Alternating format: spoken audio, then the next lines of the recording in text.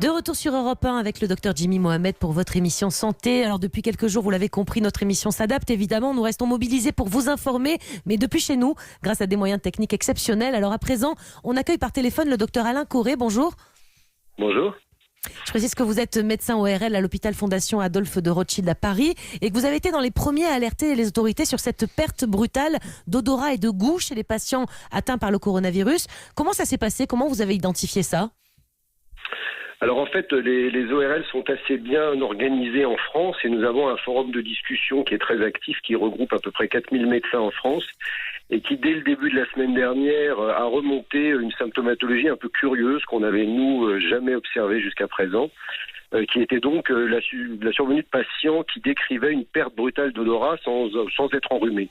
Ce qui était quand même très curieux et dans le contexte, évidemment, on s'est posé la question de la responsabilité du coronavirus. Par le plus grand des hasards, j'ai été mis en relation avec une infectiologue qui s'appelle le professeur Dominique Salmon à l'Hôtel Dieu. Et elle n'était pas au courant non plus de cette symptomatologie. On s'est posé la question et c'est comme ça qu'on a lancé une étude en se disant il faut absolument qu'on teste ces gens pour savoir s'ils sont Covid+, quand ils ont cette curieuse symptomatologie.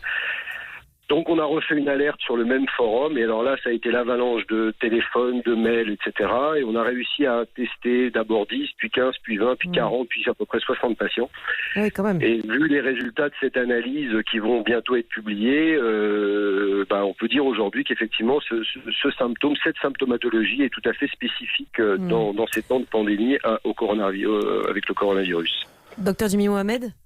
Parce qu'en plus, ce qui est un peu perturbant, c'est qu'on a l'impression que dans les données chinoises qui nous avaient été transmises, dans les études, alors peut-être qu'on a mal lu, je ne sais pas, mais c'est pas quelque chose qui était rapporté. On a l'impression qu'on a découvert ça en France il y a 15 jours. Ouais, c'est tout à fait ça.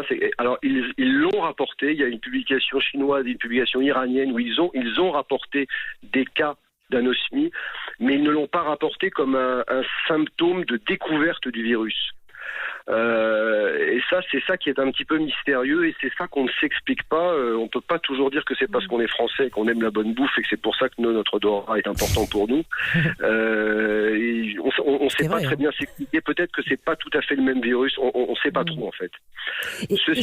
C'est toujours les deux associés, anosmie et agueusie. Je veux dire, il peut y avoir que perte de goût, que perte d'odorat, ou c'est toujours les deux ensemble?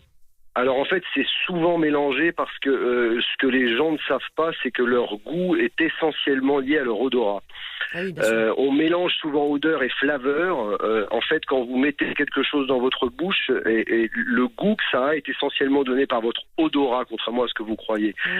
Et la majorité des gens qui perdent leur odorat brutalement peuvent venir en consultation en nous disant « c'est bizarre, je mange, les aliments n'ont aucun goût ».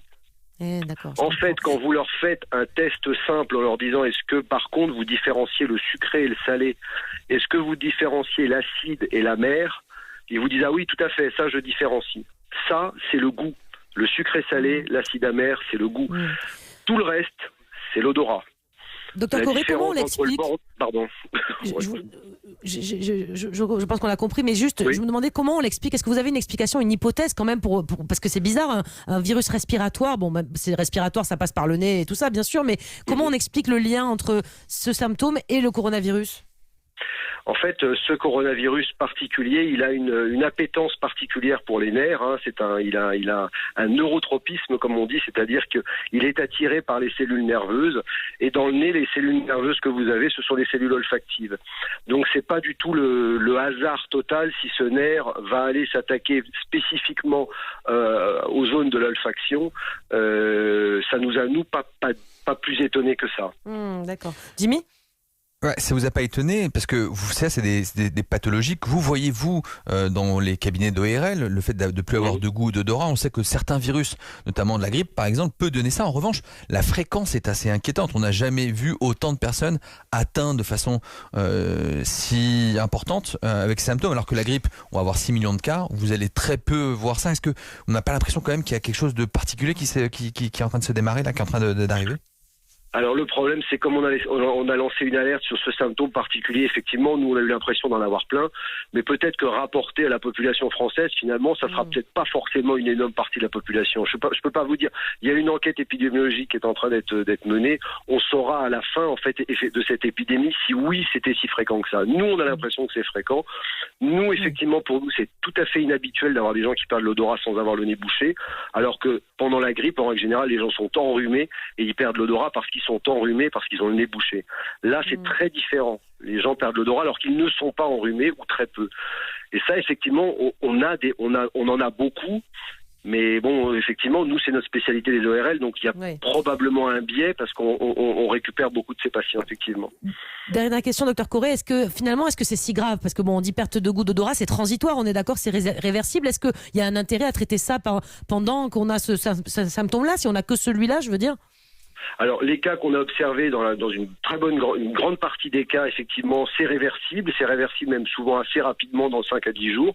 En 5 à 10 jours, on ne sait pas si tous les gens récupéreront. Pour l'instant, c'est beaucoup trop tôt. Je vous rappelle qu'il y a 8 jours, on ne connaissait même pas ce symptôme. Donc, pour l'instant, on n'a pas assez de recul pour vous dire oui, tout le monde va récupérer.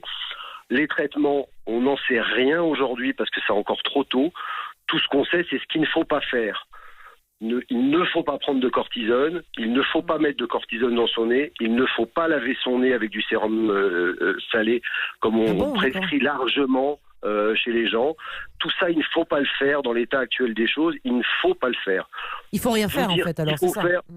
Exactement. Pour l'instant, il faut rien faire, il y a beaucoup de gens qui récupèrent spontanément. Une dernière toute petite question, Jimmy, on a presque plus de temps. Oui, du coup, on n'est pas forcément obligé de consulter dans ce contexte-là. On n'a plus de goût, plus d'odorat, mais on va bien, on patiente et puis tout va rentrer dans l'ordre ou pas, mais en tout cas, il faudra patienter. Très important, contact avec un médecin.